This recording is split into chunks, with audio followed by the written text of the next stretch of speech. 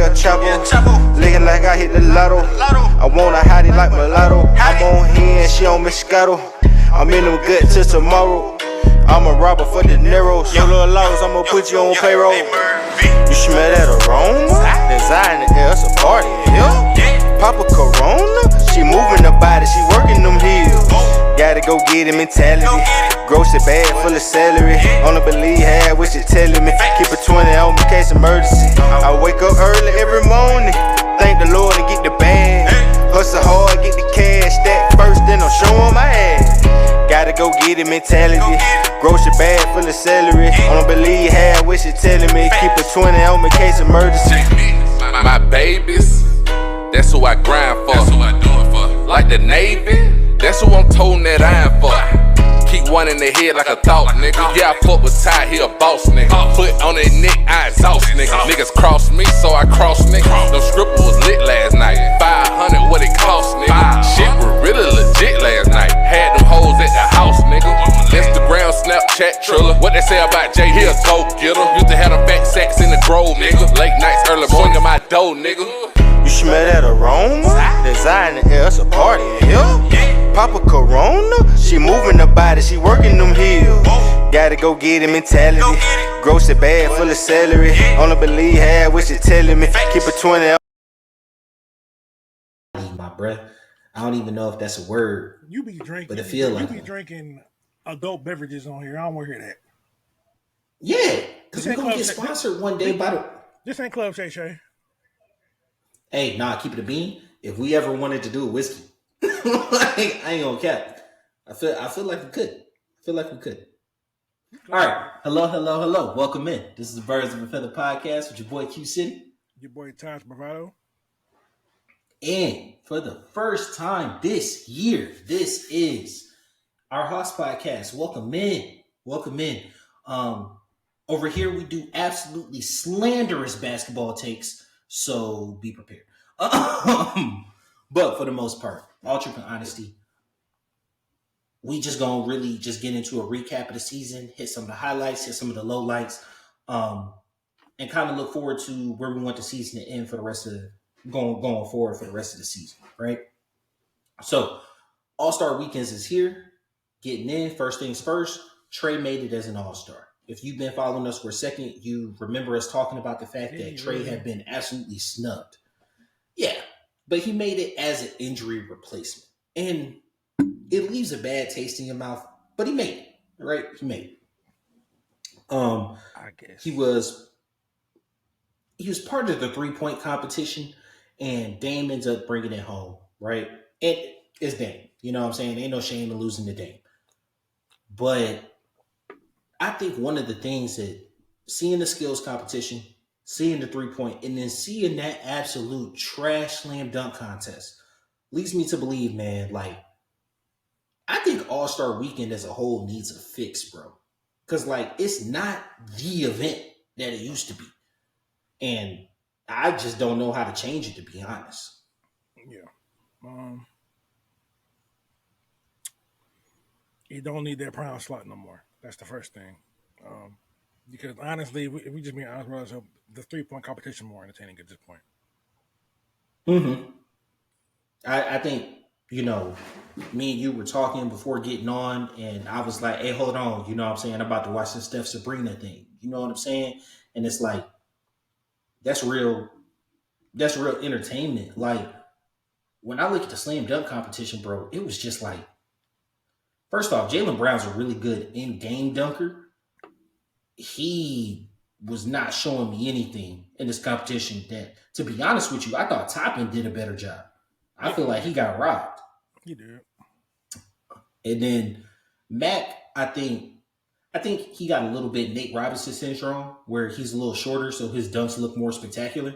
But like, he didn't show anything that was. He's still above 6 foot now. No, he's 6'2". He's 6'2", but Jalen's 6'7". You know what I'm saying? So like, Nate 5. them doing the same. 9. The point is, guys who are shorter tend to look. It looks more spectacular when they dunk, right? I mean, yeah, because that's why the Dwight Howard dunks don't look great because you're tall. Like, don't want to see no giant dunk. But like, Wasn't like he had the wasn't range of Dominique rounds 6'7"? probably, but I 6'7" think was a lot. Dominique was taller than 6'7". Nah, maybe 6'8". He I think he's 6'7". But But like he looked spectacular dunking. I You mean know what I'm Jordan was saying? six Dr. six. J. It's just like everyone Yeah, don't that's what I'm have it. saying.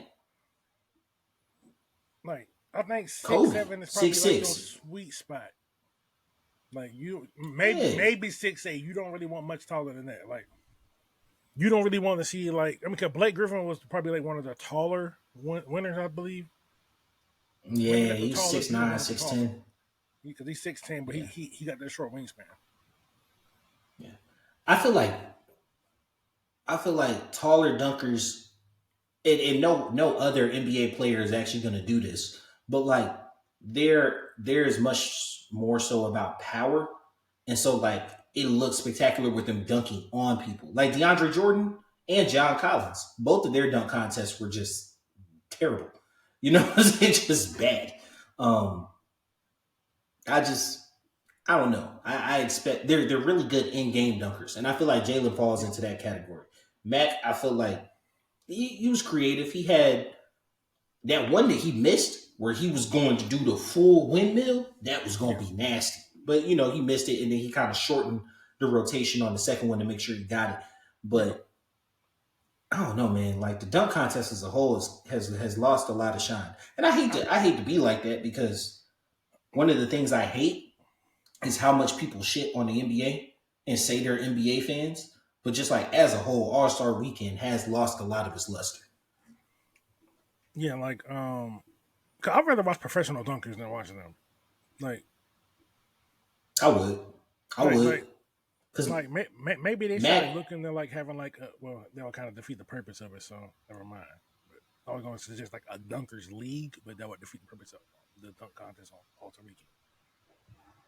well, Like maybe they should so like my looking thing to like is, bringing in like some of these celebrity dunkers or whatever, just to put on a show for people during the week, like because these players like their creativity is limited.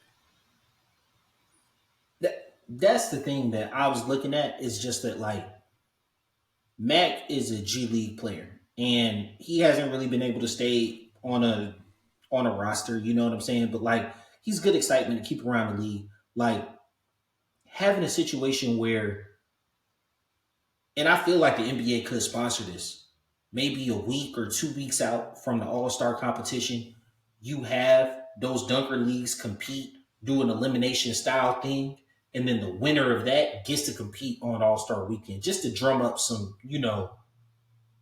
kind of runway to it and get some fresh blood in it. Because like another piece of it is I feel like a lot of these guys, like I'm not a big like count every accolade guy, but I do think that it hurts the credibility that like LeBron never did a dunk contest, and he's kind of the bastion of the league. And so like if he's not gonna take it serious or enter or put his name in the ring, I think it allows other guys not to. Right? I love the fact Paul George did it, and then he stopped doing it. You know what I'm saying? Like I wish we could have seen LeBron do it, but maybe he wouldn't have been as creative. I don't think LeBron would have been as, even when he was super young and athletic, as creative, because like a lot of his dunks, if you look at it, they're power dunks. You know what I'm saying? They're on people. But power dunks are exciting though. Like the casual fan, like because like the power dunks are more for being there. Like you can't really get the full effect from watching it. You got to actually be there.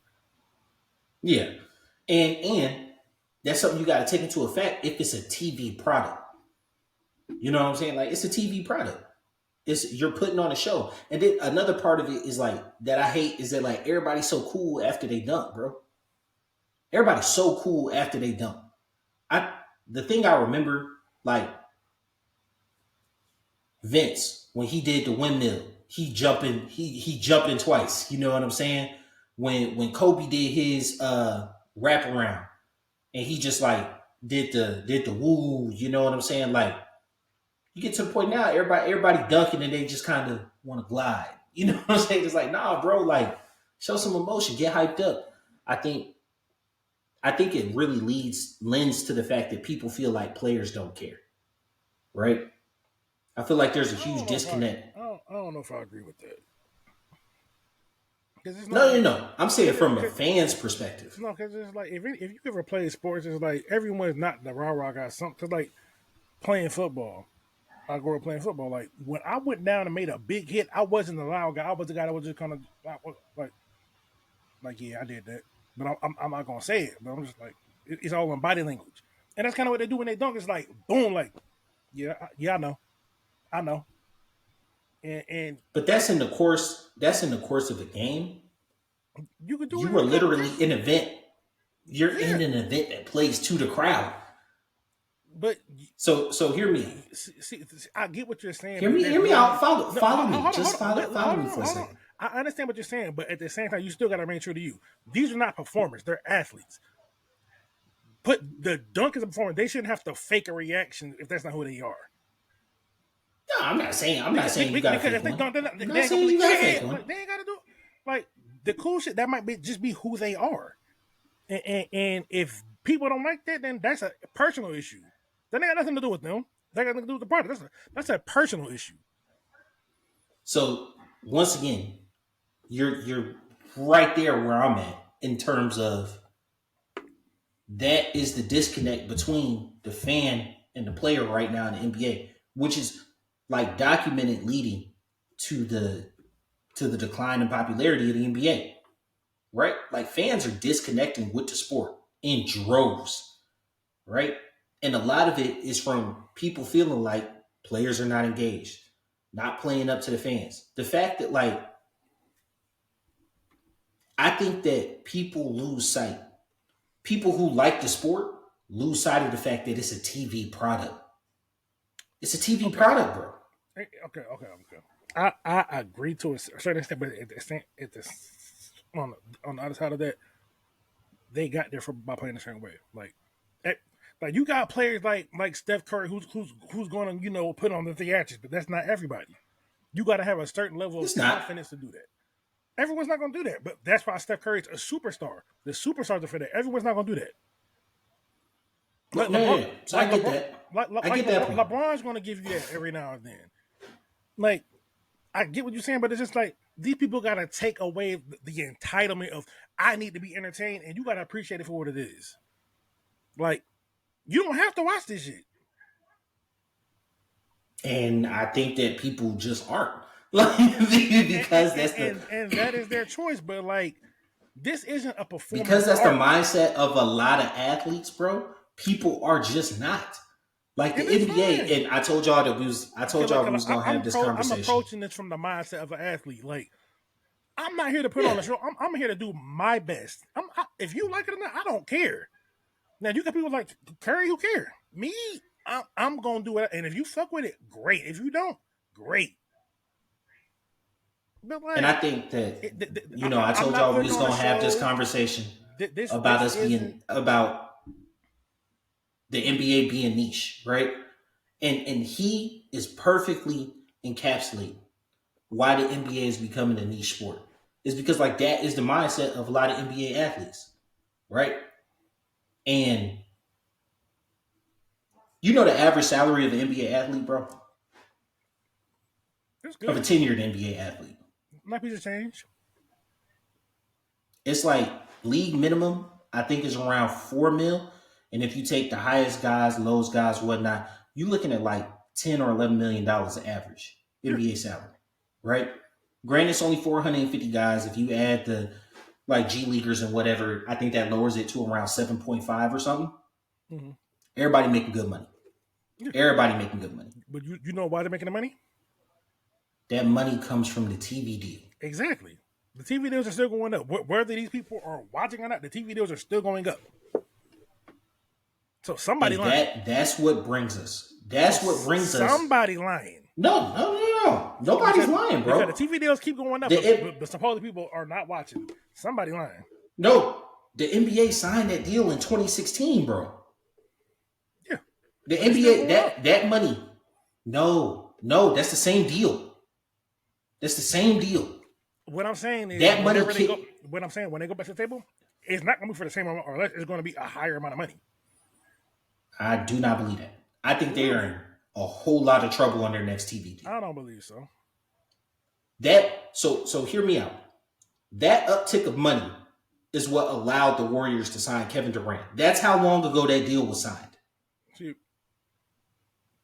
I think probably the biggest problem, like one of my biggest problems with the basketball, it isn't the players, it's just finding the damn game sometimes. That's another issue on it. That's probably my main issue. Is like you can't just be like, oh, okay, let me turn the game on TNT or whatever channel that you got. It might be on NBA TV, and you got to pay for that, or it might be on like some random channel you never heard of. So like Bally Sports has gone bankrupt, right? Like, and it's still holding the NBA product. That's an issue. Because like I don't watch. I'm not watching. I don't even know what that is. Because I was trying to find a Hall game. Yeah. Like, what the heck is Bally's? What is this? Yeah, it used to be Sports Southeast. It used to be Sports Southeast. Then they got bought out, went to Bally. Now they've gone bankrupt. Let me ask you, bro. Do you think under any circumstance the NFL will be holding a game on a defunct network? No, because they have less games. It's more exclusive. That's what the NFL is king. Because the NFL gives you. It doesn't matter how many games they have. It does matter. It's your inventory. No. Period. It does matter. It does matter because when you have to play, when you have every team plays like 2 or 3 games a week. That's a lot of games going on. You got 30 teams playing 2 to 3 times. Like, you can't put it on network TV. You can't put them all on network TV. But with that's the understandable. NFL, since it's more exclusive, you don't have to resort to putting it on Bally TV or these other things because it's more exclusive. I understand why I don't personally like it, but due to the amount of games, maybe they should like expand on putting on all the ESPNs or like make NBA part of regular TV. Like I shouldn't have to pay extra just to have NBA TV and whatever package I have. If you are saying that your inventory of games... It's not a fair comparison to compare the NBA to the NFL because the quantity of games. No, I'm saying if you're saying your quantity of games, your inventory itself is leading to you not having a successful business model in producing it to TV, then you're either bad at business or you're the bad at business, you need to lessen the inventory, or you need to find a more reliable fix, which is why I think that their next TV deal is in trouble. I feel like their next step is that the NBA, which is extremely popular online, it is one of the most discussed things online. Mm-hmm. They are going to move heavily into streaming, heavily into HBO Max. I wouldn't be surprised if, because of the relationship with ESPN, like the NFL did with the Nicktoon holding the Super Bowl, they do something where Disney Plus is holding NFL games. I think that NBA is going to go all in on streaming on their next contract because I feel like that TV deal is in huge trouble. But that TV deal is in huge trouble. It's all part of the TV deal. No, it's not. No, it's not. You watch? No, certain. It's still part of the TV. No. It's certain parts of it. It's certain parts of it. So like, because they have a network contract with TNT. TNT then holds the rights to host that game on the TNT app. Yeah. Right? They then had, I forgot who exactly is allowing them to do it on HBO Max, but they don't have an actual deal with streaming services. Oh, I mean, they don't have. I believe.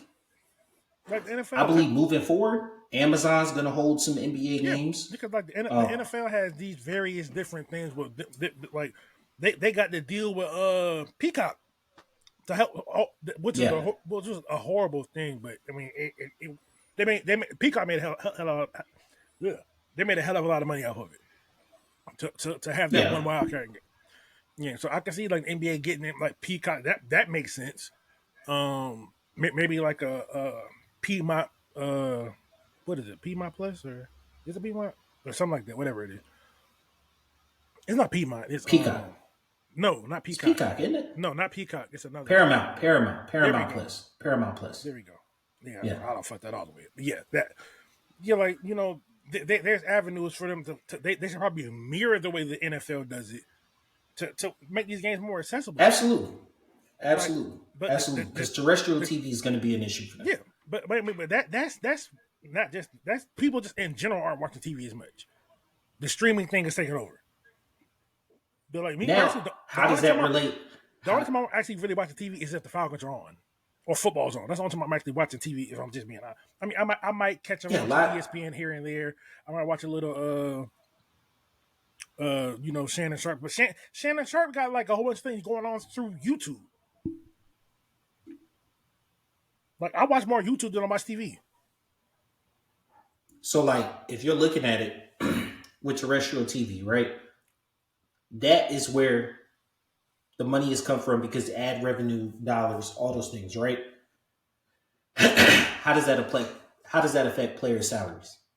You look at it, your salary has been directly tied to your ability to get massive TV contracts.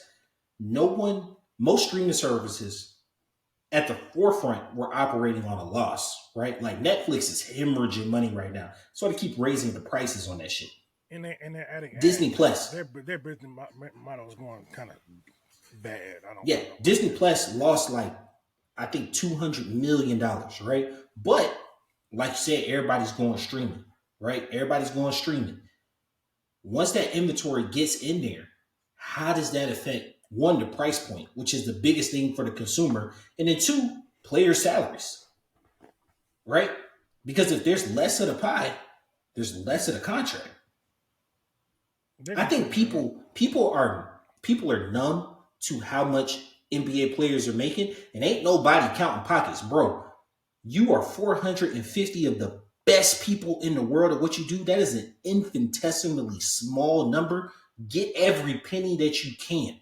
I am never against anybody in the NBA getting their money. If a dude is kind of good and he want a max, he get a max him out. Every athlete, especially considering you can't play forever, get as much money as you can while you can. So don't think I'm saying it on that end. Yeah, don't think I'm saying it on that end. I'm saying it from the sense of like when LeBron James, D Wade, and Chris Bosh signed their max deals, how much do you think they were for? No, that's about probably like 120 or something like that around that time. How much annually? Maybe like 20, 25, maybe 30. Right? How much was no. It wasn't 30.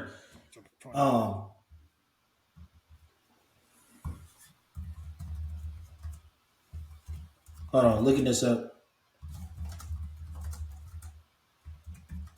Because I want to get the exact number. Yeah. So 6 years, 110, right? So he didn't even get 20.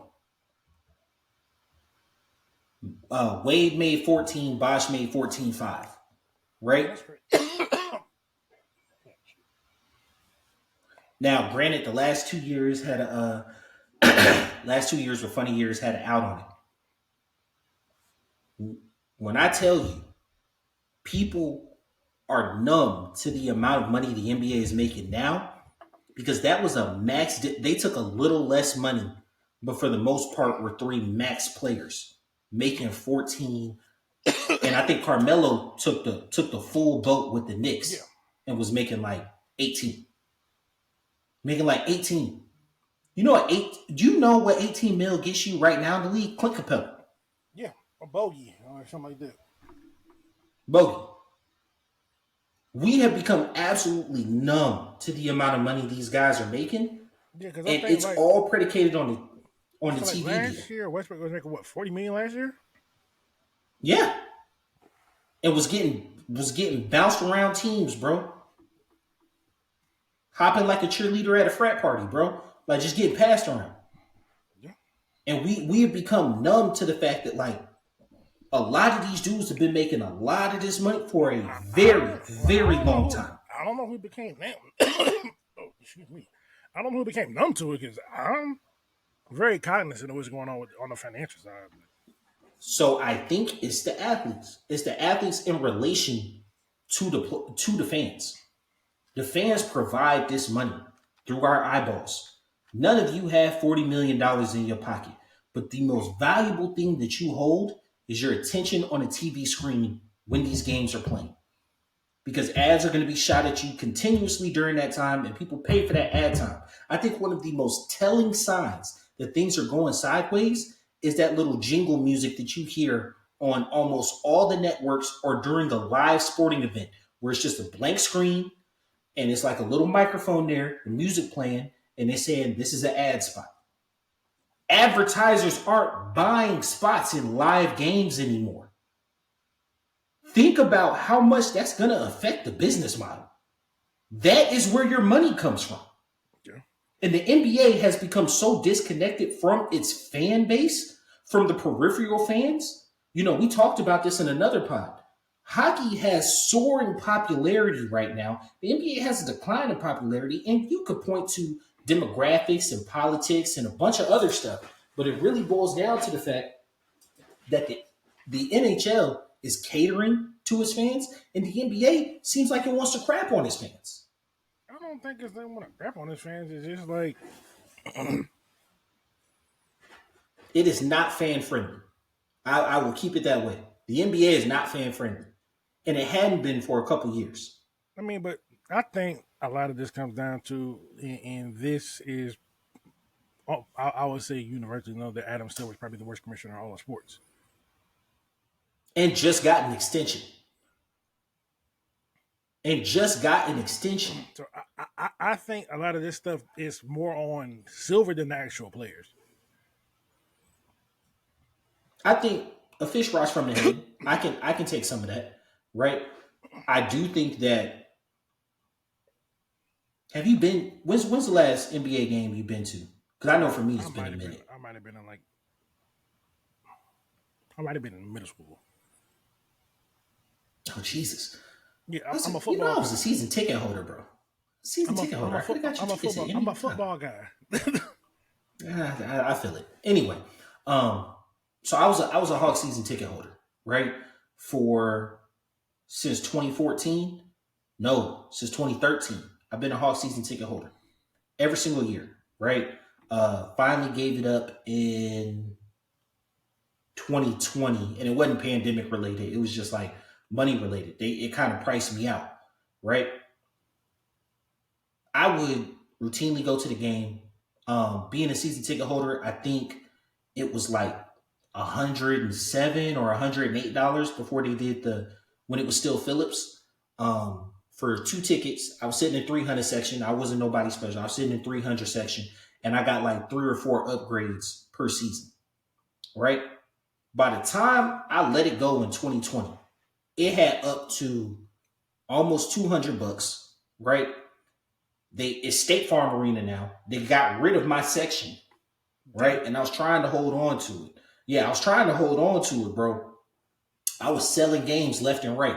Now, for me, I like just being at a game. So, like, it didn't bother me to sell my Warriors tickets. It didn't bother me to sell my Lakers tickets, right? Because, like, it would basically pay for the whole month of tickets.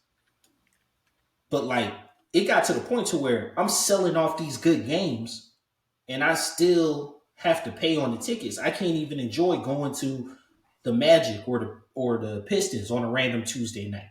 You know what I'm saying? Like, that's not feasible, right? Yeah. I don't do extremely well, but I'm not doing bad in life.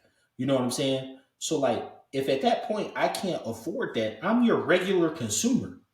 I consider myself a pretty decent Atlanta nigga. Like, I'm a regular consumer, bro. And if somebody like me who actually likes basketball, because like you said, bro, I'm more of a football guy. If I'm scrolling and I pass the Hawks, I'm gonna sit there and watch it. You know what I'm saying? Or if somebody bugs me enough and say they want to do a Hawks pod with me, I'm gonna start watching a bit more of the games. You know what I'm saying? If something like that happened. But for the most part, you not gonna go out of your way to watch the games. If you got somebody like me who goes out of their way to watch them, and you price that consumer out, well, we're not showing up at the games. We've already discussed that it's hard to find your inventory. How do you get that consumer back? How do you get that consumer back? Then you lost a lot of your demographic by making sports political. I'm not saying I do or I don't disagree with a lot of politics that were stated. What I do know is that people come to sports for escapism, right? And once you start integrating politics into sports, you lose people just in general. Yeah. It's not right or it's wrong. It's just a fact. It's just a fact. You know what I'm saying? Like, and I think so. I think the NBA is going a long way in alienating a lot of their central fan base, and I think it's a fit gonna hit the shan coming up here on this next TV contract. I don't think so. I think it's still going to be a uptick in money. I think because it's so heavily discussed online.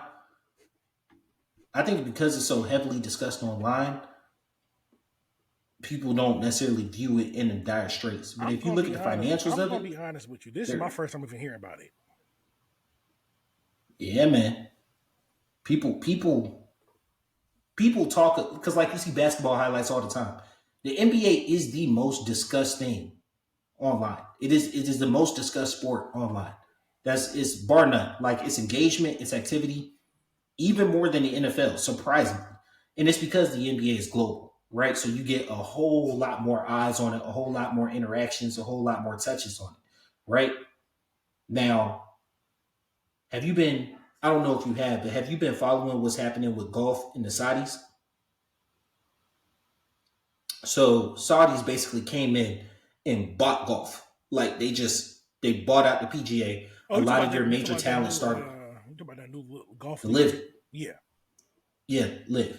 Right? So they came in, they basically just threw a whole bunch of money. You know, they got their money like train smoke. It just don't end. You know what I'm saying? So they came in, basically ruptured the league, bought it off, stole massive amounts of talent, threw money in contracts that, like, they couldn't compete with, and it completely crippled the PGA Tour. So much so that they had to come back to the table, and they've gotten a couple investors in. Arthur Blank is one of them, and they've gotten an influx of money, right? And that's supposed to be helping them. I think so, but not as a major contributor.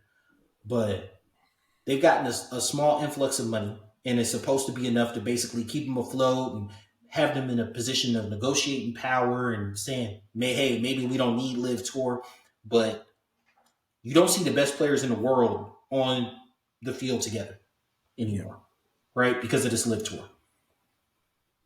If this next TV deal goes sour, and this is 10 years out, y'all probably not even going to remember this podcast, me saying it.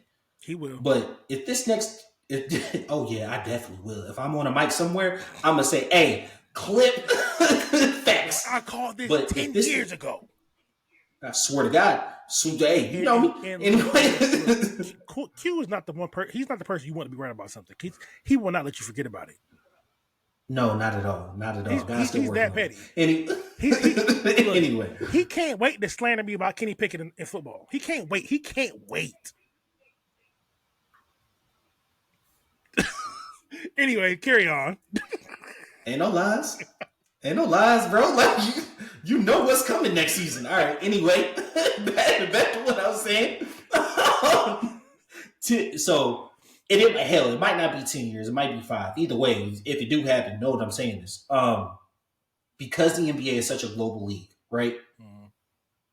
There is going to be massive pressure from Saudi, China, or India, possibly, because they've had a huge military and financial resurgence. I don't mean to get geopolitical on you, but those 3 countries in general, to buy a massive portion of the NBA. This money ain't going to stay around forever, bro. And I think parts of the NBA are going to get sold off to keep the salaries the same. And I don't think that most players are kind of keeping a cognizant eye on the fact that the NBA might not be American owned in 5 to 10 years. So do you think they kind of like, expand it out into like more of a global type thing? When I look at the NBA in total, they have a massive market in China, obviously, right? Houston, San Francisco. Well, there's one more team. Yeah. But Houston, San Francisco, and one other Yeah, I team mean, the LA are teams are gonna get them because they're the closest market wise to yeah. them. So So it's so easy for you them. have got a huge market there, right? And CBL has its own Chinese basketball league, right? The Euro League, second most popular league in the world, is actually not deep pocketed enough to actually make a dent into the NBA, which is why you see a lot of European players coming over here, Yeah. right? China's league, super funded, bad talent. The NBA is the most talented league in the world. The ABL, African Basketball League, incredibly underfunded. No real players of note are ever going to go there. India is kind of the wild card here, right? Not in terms of them that yes, they have a basketball culture that they're building and connecting, billion people and all that. They have money. They have money and they are incredibly smart, right? Do not be xenophobic here. I'm not like doing anything about that. I'm saying literally, if you look at India as a whole, they can take over a bunch of stuff if they wanted to. If they set their sights on the NBA as literally just a business proposition. And keep in mind how we talked about they're going to exist in streaming, right? Mhm. Obviously, regional cable networks are not allowed in other countries, right? Like they only stream in the US. Streaming services have very lax laws. They're only subject to basically federal laws of that country.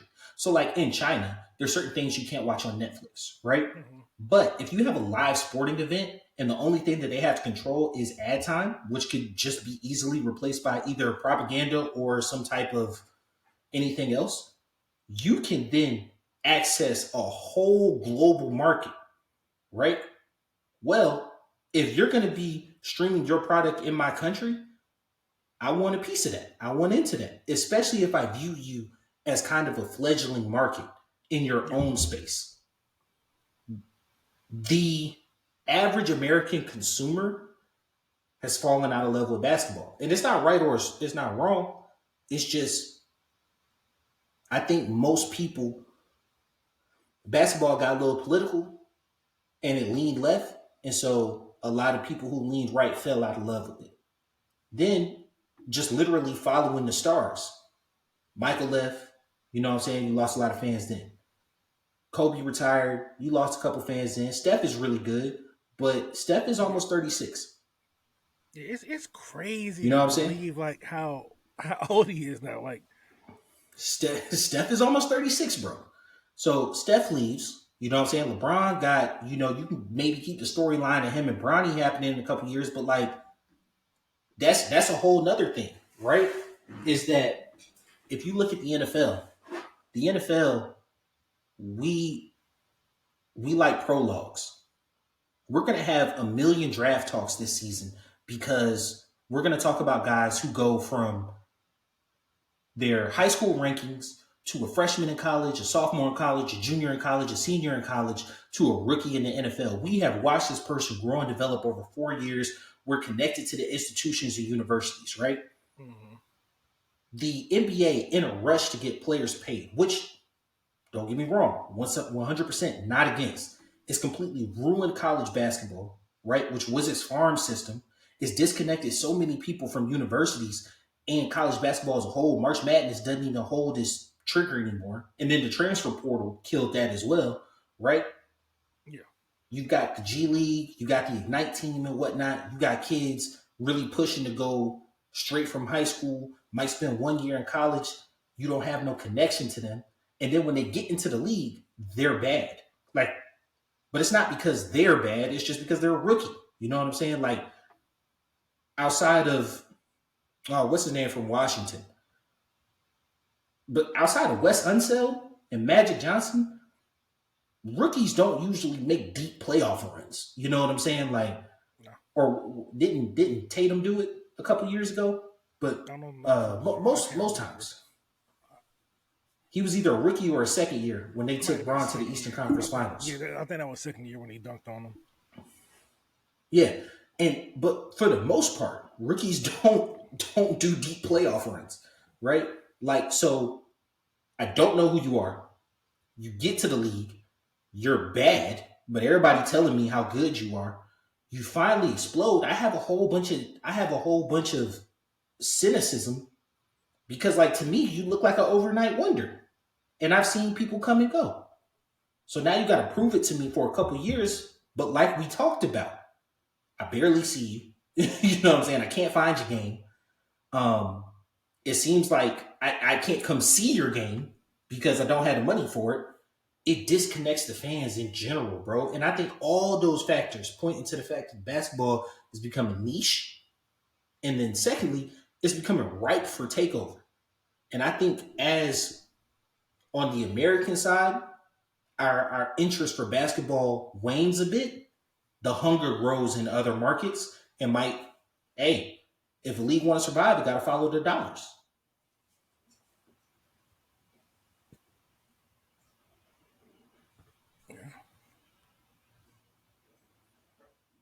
All right, so off of my soapbox, let's actually get into the Hawks, which are what y'all is here for, right?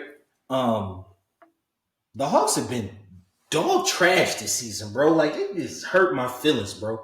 Like, 24-31 on the season. I just a couple of the losses that really stick with me.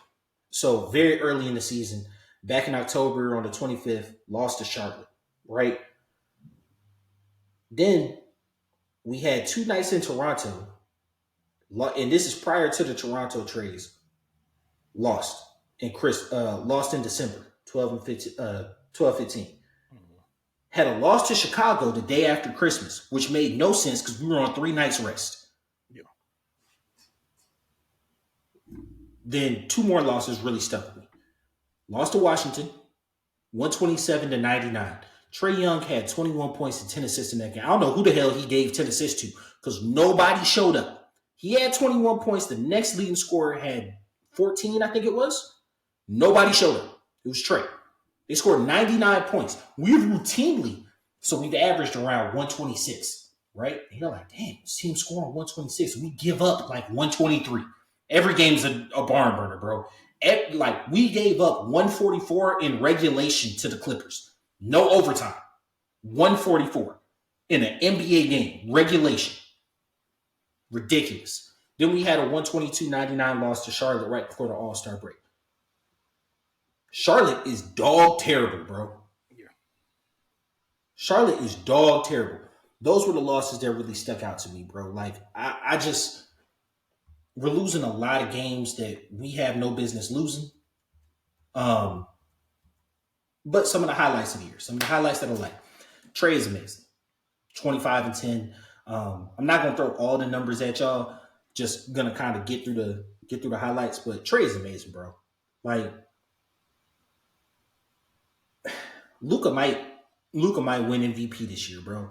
But it called me stubborn. I still would take Trae over Luka in that trade, bro. Still, right now, it was a good to trade. me is a building good piece. trade, but I still wouldn't take him over Luka. I think that because Cam Reddish didn't turn out to be anything, and we haven't necessarily conveyed everything from the Cam Reddish trade, I would still take Trae. I mean, I get it, right? Because I get it. It's like there's, in my opinion, there's not really a wrong answer, but just Trace took a team further into the playoffs than Luka had, but Trae's in the West. Nah, they both been to the conference finals. Oh my bad. Okay, well, they both been to the conference finals. He did it with less help. I'll say that because Trae pretty much doing it. But, yeah, like people forget, and like this is a little Luka slander, bro. And I hate that you got to put somebody down to put somebody up, but whatever. Like that dude at the Knicks that y'all think is an all-star, he came from Dallas, right? He was on Luka's team when Luka made it to the Western Conference Finals, and he was then on Luka's team when Luka missed the playoffs. Y'all remember that, right? Or do we just gonna conveniently forget that? Because like Kyrie been on the team. Now, granted, the Mavs might hit the 6th seed this year, and do I think they'll be dangerous in the playoffs? Possibly, but like it's looking like a second round wash for them, bro. Looking like Yeah, Brian. the West is completely bunched up though. One of the real good pieces, Jalen Johnson is coming on. Jalen Johnson looks, we could delve off the stats, watch the games. Boy looks good, right? I remember when he was drafted, I was very much like, because he had a bunch of bad reports coming out of Duke. You know what I'm saying? Like he quit on the team, et cetera, et cetera. And so I was just kind of like, I don't know if this is the type of dude you want on your team. I think the Hawks were struggling for the idea of having a secondary ball handler and playmaker. My next point is that Murray is actually a really good piece next to Trey, but Underrated, actually. we had to get rid of her. People underrate how good their fit actually is. Yeah, but Herder would have actually been an amazing piece. The timelines were just off, right? Like what Jalen Johnson is, you expected Hunter to be completely honest with you, and he's just they're different styles. He's just not. No, they were trying to put the ball in Hunter's hand to have him be a secondary playmaker. They were trying to have him be a lockdown defender. He's now moved completely into the role of 3-and-D guy. He's a hugely overpaid 3-and-D guy. Yeah, but prior to when he was first coming out, their styles of plays are different because Herder was always known as a shooter. That's not Jalen. Jalen was more of a slasher. He's developing as a shooter, but no. I'm saying that what Jalen's doing, they wanted Hunter to do, not Herder. Oh, I'm saying what Jalen is doing, Hunter. Oh, Hunter. Oh, I thought you were okay. My bad. I heard Herder. I'm just like, niggas and flies. Niggas and flies, bro. No, I'm saying Herder would have been a really good piece to have, although I really love having Murray. Murray coming in means we had to get rid of Herder, right? So say Murray's not there. Herder is there, and Jalen Johnson is playing how he's playing. That would have been a really good combination, right? Bogey is solid, and Sadiq, highly underrated draft trade. Highly underrated trade. Sadiq is nice, bro. Attacks the rim solidly. Really good slashing percentages on his shooting. Sadiq is nice. Murray, he hasn't reached that all defensive potential that he had in San Antonio. Him and Trey kind of play patty cake in terms of who's going to run the offense and hold the ball and whatnot. The one thing I don't like is the rotation schedule with those two, but it's really because there's no support on the wing outside of Bogey and Sadiq. And with Hunter in and out of lineup, like as much as possible, you got people like Wesley Matthews, super old ass, and Garrison Matthews playing consistently. Yeah. But highlights of the team, I really think those five guys are going a long way to moving this team in the right direction. I think people highly underestimate how young our team still is. Sadiq's 24. Granted, Bogey's 31. Sadiq is 24. Trey's 25. Jalen Johnson's 21. Onekwa's 22. Like, this is still a pretty young team. No, and I just wish they would play another young player that I feel has a lot of talent, but yeah, it is what it is. Oh, yeah. So we about to get to that in the lowlights. In the lowlights. DeAndre Hunter is a non-factor, and he has a huge contract, and he's older than Trey. He's 26. It's time. Move off him, bro. Move off him. It's over, right? And I told y'all, I have full confidence that we're gonna get some football players on here. I don't think none of these basketball players gonna like him, right? And so I'm gonna just speak my mind. I'm gonna be real about it. It's a different type of ego. Okay, you know what? Possibly. Back to the point you made earlier. You right, because you right. That was realization right there. The egos are different. The egos are completely different, and it's just because you got to think about it this way, bro. There's 1,500, close to 1,600 NFL players. It's 450 basketball players, bro. Like, even among other sports, like you are the tip top best of the best at what you do, right? And so like some random fat guy in Tennessee yelling into a microphone about how bad you are, like, bro, I'm not trying to fucking hear you. You know what I'm saying? And that's fair. That's fair, right? But it doesn't change the fact that like I'm not comparing you against me. When you go into the gym against me, you're gonna drop 100 on me, bro, in a game to 21. That's fine. I'm comparing you against other NBA players. And against other NBA players, you're not it, bro. You're not it. Like, Hunter's supposed to, like, and you see it. You see it. It's so tantalizing because he has so much defensive potential. He looked like a monster. And every now and then, like the Heat series in the playoffs, bro, I think it was game 5. He popped off for like 24 points and like 16 of them was in the second half. And you're like, where is this all the time? Man averages like 12 points, dog. Man averages like 12 points. And it's not even like you a menace on the steals. Yeah, you quote unquote make people work hard, but you still be getting, and I don't think it's fair because everybody get torched. Everybody get torched now in today's NBA. You know what I'm saying? But like still, bro, you got to have more offensive, you got to have more offensive just capability there. Second point, Clint might be gone long term. This is his last year under contract. Onekwu's got that big contract. I think Clint does a lot for the team. He's missed some time this year already. I think if moving further past the All-Star break, they really get out of playoff contention, they'll go ahead and shut him down for the season. I can see that. Wesley Matthews, super negative on the defensive end. To be expected. How old do you think Wesley Matthews is? Old enough to be my uncle. Nah, not quite that old. I don't know. He like 38 probably. He around Brian age.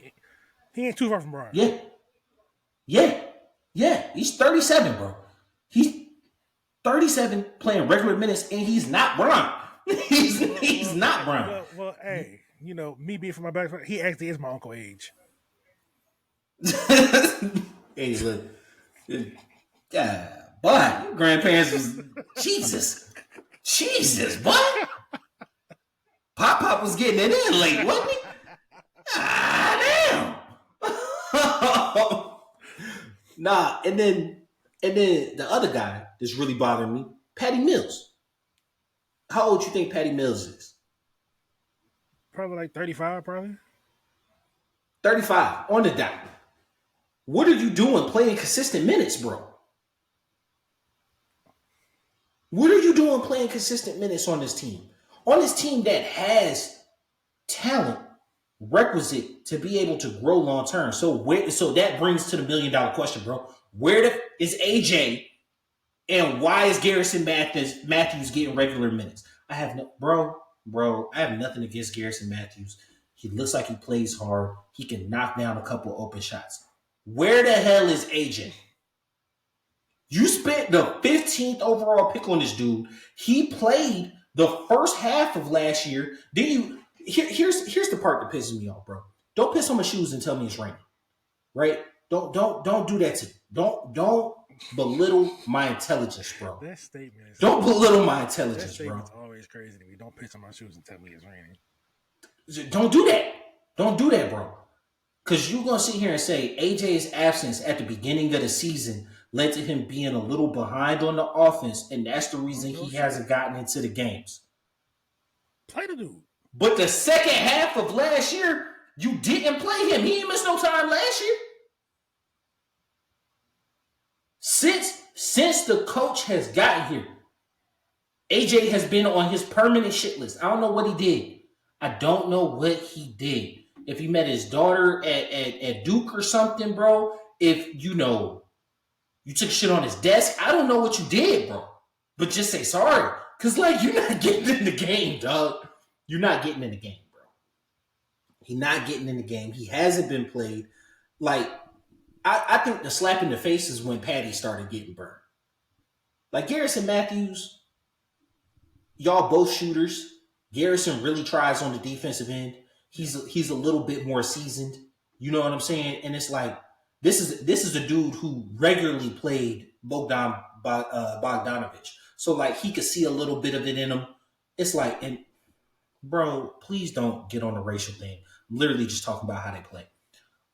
He could see a little bit of that in him. So he's like, they're both white. So he could see a little bit of that in him. So he's like, okay, this is the type of player I'm comfortable with. This is the type of player I want to play, right? You could kind of see that. You could kind of see, okay, my minutes getting taken by somebody who I may not feel is better than me, or the fans might not feel is better than me, but I understand why the coach has a proclivity to this player. There is no world in which you are having shooting guard minutes taken over by. You should not have Murray, Patty Mills, and Trae Young on the floor at the same time, or Trae and Patty on the floor at the same time, and not be playing AJ. That's, bro. Like, it's personal at this point. It's personal. It's personal. That's fair. It's personal, bro. That's fair. I give you that. And that leads me to, bro, the coach might be a dud. The coach might be a dud, bro. And like, I get where the Trey slander comes from, and people be like, oh, how many times you gonna change coaches or whatever. First off, with Lloyd Pierce, and I hate to say this during Black History Month, but like, Lloyd Pierce was hired to lose. And like, what's that meme?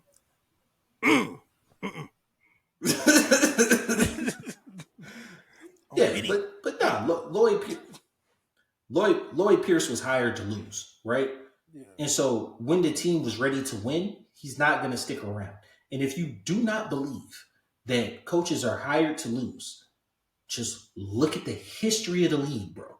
Like, if it's a bad team, they're not going to put a really good coach in that position. Hell, was Doc Rivers hired to lose?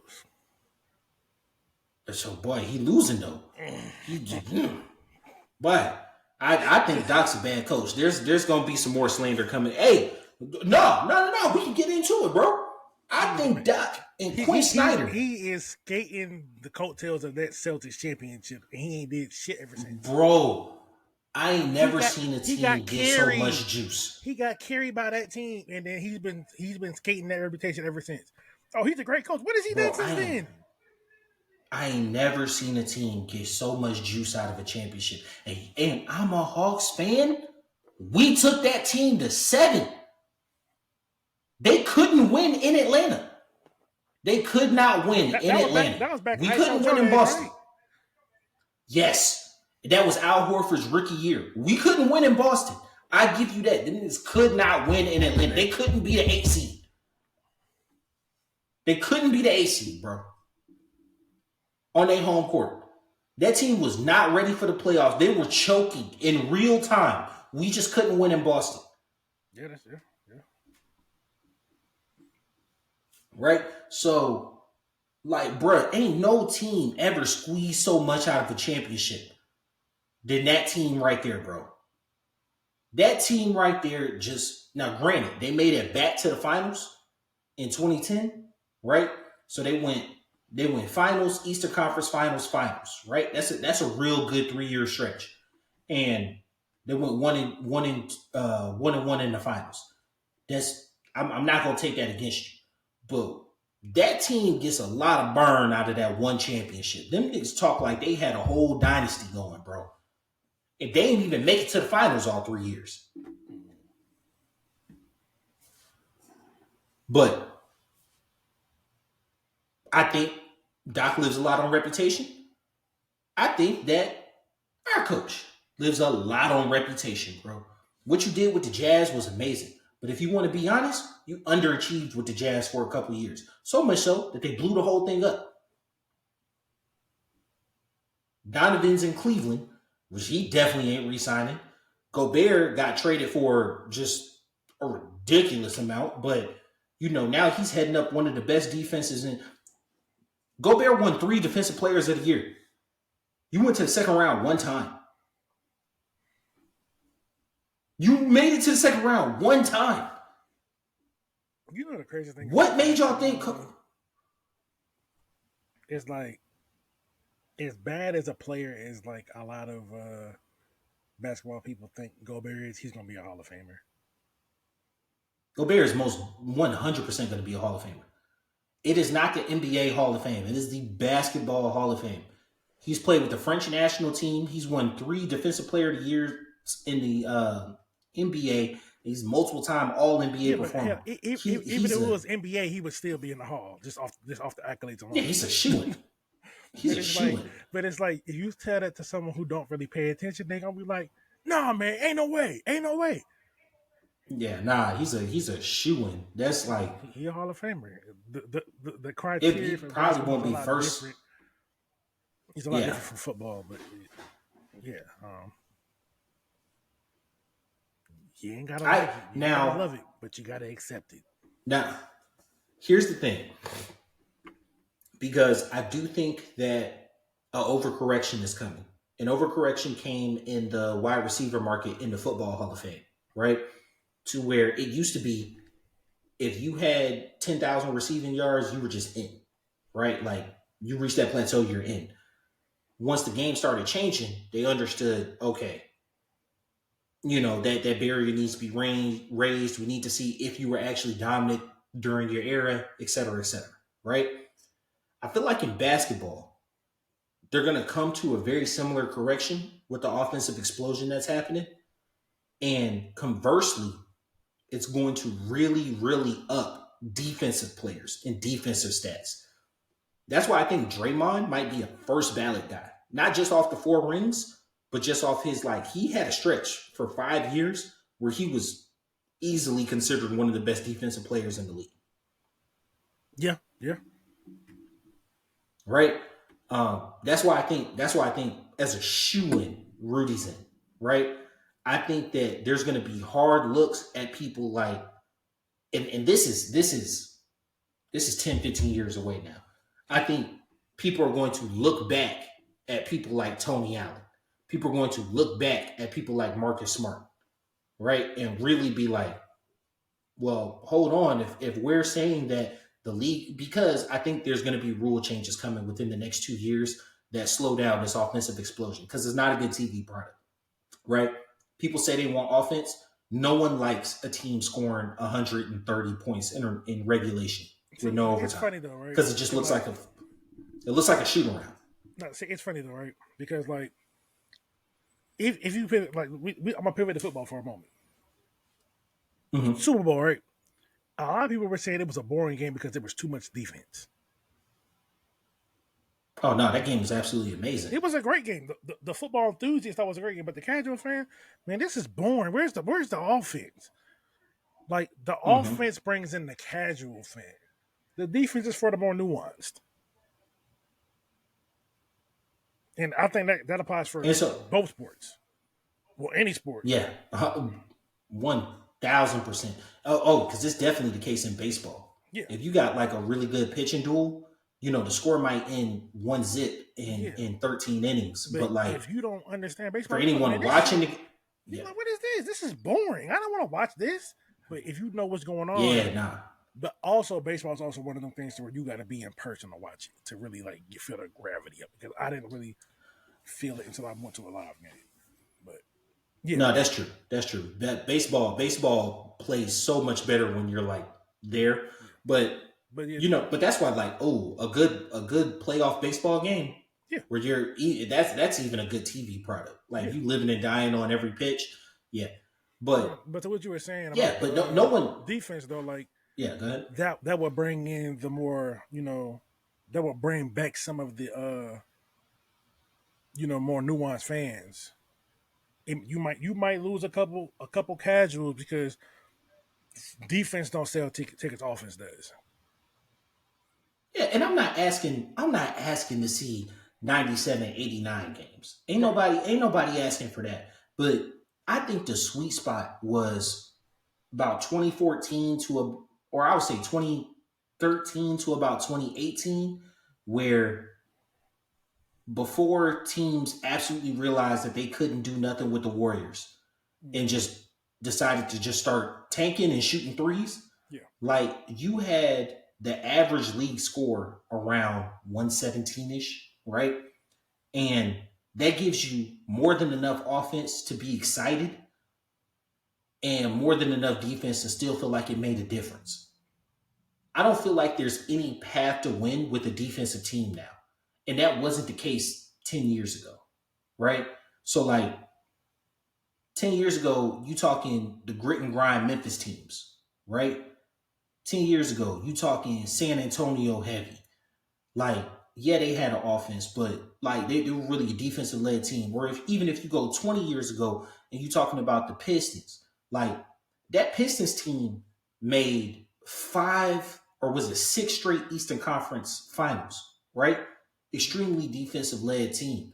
Like there's not a path for that team anymore. You can't even build a team like that because if you got a big that can't shoot, we gonna draw them out and attack them, right? And like if I put a stretch 5 on the floor, it takes you out your paint and lowers your effectiveness. If you put a 4 on the stretch 5, he's gonna back him down, right? You use the 5 as a help side. If my 5 can play make, I'm finna rip you apart with my shooters. You know what I'm saying? So like that's the secret to Jokic effectiveness. So like, and then if you have like a high flying 4, you know what I'm saying? Like I could literally spot up at the elbow or in the corner, get that, make a move, back you down, and then I'm playmaking on the I'm either playmaking on the wing or in the box. You can't do nothing with it. And now I'm attacking the guy that's supposed to be a rim protector. Yeah. You need solid playmaking defenders. You need solid perimeter defenders. But like the offensive players are so good that like even great perimeter defenders aren't really defending shit in the grand scheme of things, bro. Like it's only so much you can do. You're allowed a gather step. You know what I'm saying? You're allowed false dribbles. Like carrying is basically just part of the game now. Like there's going to be rule changes in the next couple of years that's going to rein this back. And I think getting back to that sweet spot of like, I don't think the game's ever going back to 115 league average scoring. But like, can we get down to like maybe 121? You know what I'm saying? Like, can we get back to 121? And I feel like it'll go a long way into making a much more enjoyable product. I can see that. Okay, I can get behind that. So you had the little point in to close it out. Tell me about that off-season trade news. Okay, yeah. So being on Twitter and various other sites, you see some of these bigger names and they throw out some trade ideas. I'll start with the local one first. There's a lot of belief that there's a strong possibility that Trae Young could be dealt this offseason.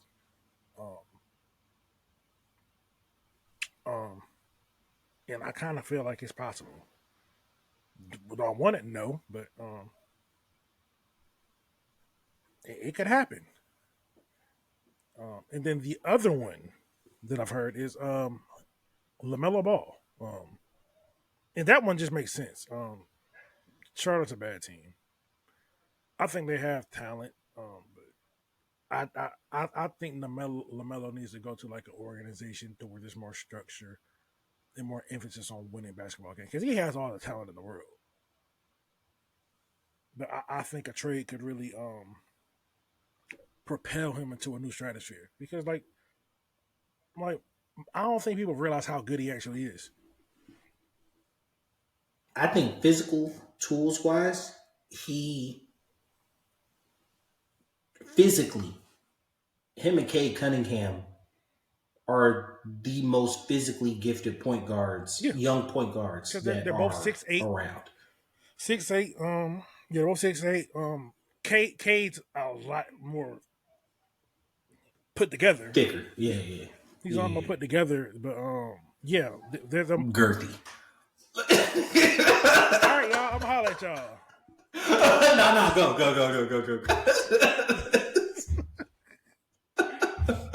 Go. I had to. Go ahead.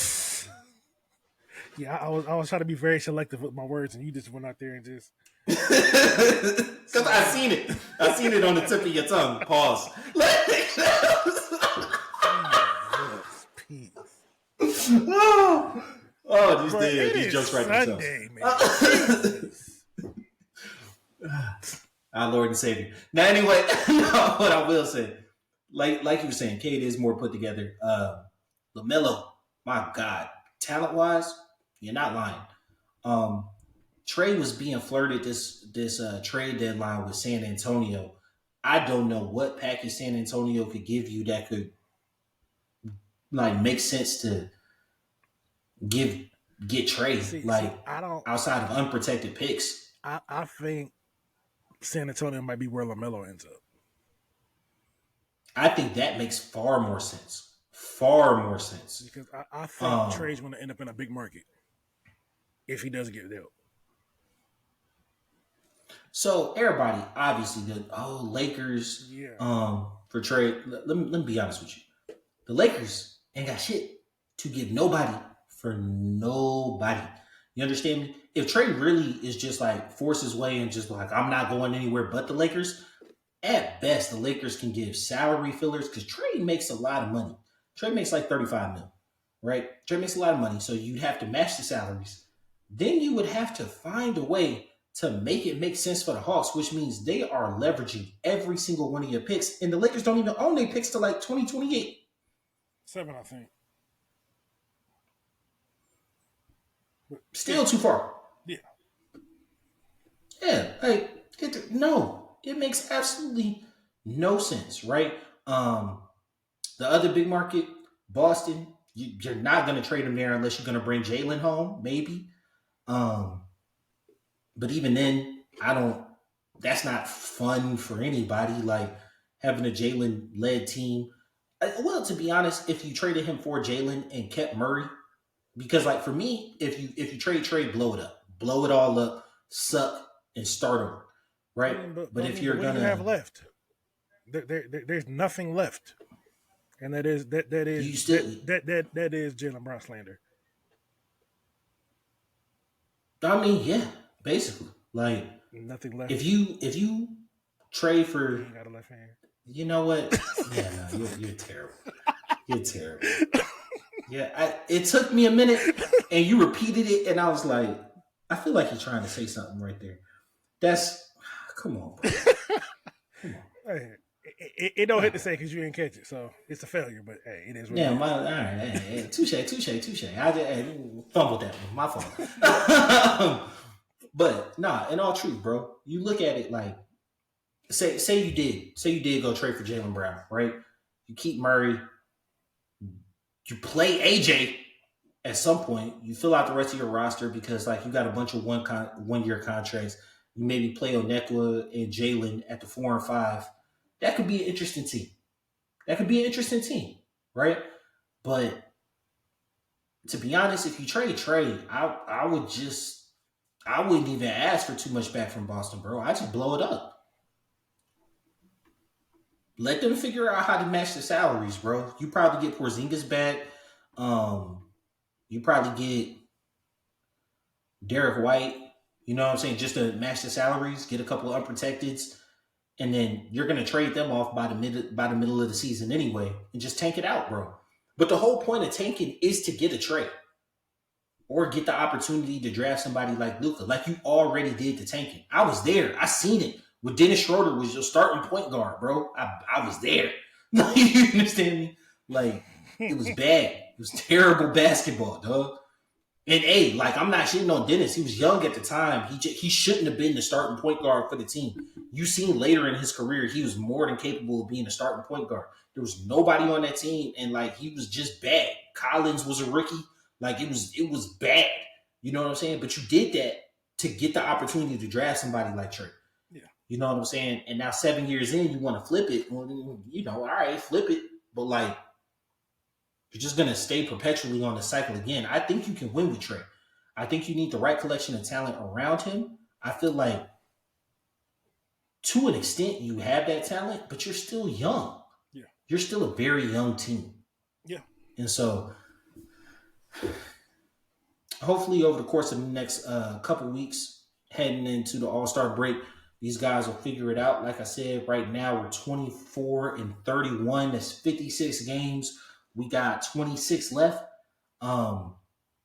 Need to go 18-8 in that stretch. No. What is that? 26. We need to go 16-6 in that stretch. 17-5. Man, I'm messing up these numbers. Hold on. Numero dyslexia. 56 minus 82 is what? 26, right? I don't know what he's lying to you. Yeah. So what's that? 17. My calculator days are gone, man. Don't let me lie to you, man. 17-9 is 25. No. 17-9 is 26. Yeah, so we need to go 17-9. Make sure we end in above 500, bro. Or 41-41. 17-10. Oh, is that where I'm messing up? Yeah, that's where I'm messing up. 24-31 is 55. We got 27 games left. That's why it wasn't making sense. So yeah, so we need to go 17-10. Hey, I'm leaving that bad math in there. I just want you to know that. I'm leaving that in there so they can make fun. Bro, I got flamed for not knowing like the episode count. Like, notice how I didn't say the episode count. We do a lot of this stuff, man. It's natural to forget something. Hey, look. So anyway, 17-10 over the end of the season will put us at 41-41. Right now we're sitting in the 10 slot, could still be in the play-in. I think the odds of us crawling up to the 6 seed, very, very slim. Very, very slim. So I definitely see this being a play-in type of season. But you get in, you see what can happen. You don't want to be in that. Hopefully you can get to the 7 spot, but like what's that? The ability to get smacked by no, Boston's the 1 seed right now. The ability to get smacked by the Bucks in the first round. The honor of getting smacked by Giannis in the first round. If you somehow manage to get up to 6, you got to play the Sixers with Embiid back. And then who's 4? I know Boston. I think the Pacers. Pacers are up there. Either way, this isn't looking like a Hawks season, but you grow and you build from it. We'll be with the Hawks pod for the rest of the way. So this has been your boy Q City. Your boy Taj Bravado. We out. Peace. I'm trying to pull. Me keep a 20 on me case emergency. Ain't no cap in my rap. Real I know it's the truck. More profit mean extra. Emerald white out full of pressure. That cereal milk smoking right. But that Obama rent some special. Kansas City, I'm a chief. Shout out to K5 on new one. Country thinking I was hustling. I always had it on me. Booming like OJ the juice. Till a nigga told on me.